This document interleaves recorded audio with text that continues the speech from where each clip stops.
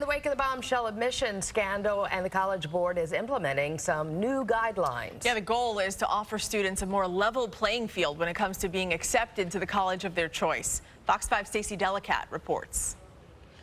There have long been concerns that the SATs and other standardized tests favor the wealthy, those with access to test prep courses and private tutors.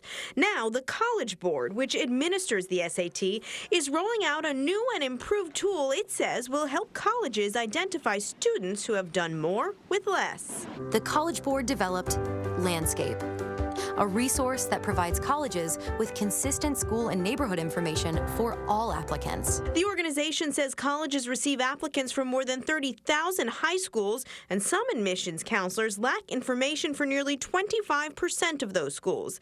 Landscape will provide the colleges with data like a school's average SAT scores and the percent of students eligible for free or reduced price lunch.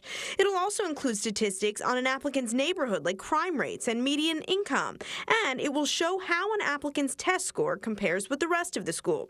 It replaces a controversial metric called the adversity score. I think there were a lot of questions about what was this score comprised of and what was sort of behind it, and now they're being more transparent. Bari Norman is the head counselor at Expert Admissions and says Landscape will benefit some students. If a student is slightly below your average test scores but is coming from a highly underperforming school and has performed exceptionally there, that says something about their potential, and so we don't want to go just on test scores and numbers alone. But she also says colleges already look beyond the numbers and tend to have much of the data that Landscape will offer. This is by no means a magic bullet, and I don't think that this is a game changer. Stacey Delicat, Fox 5 News.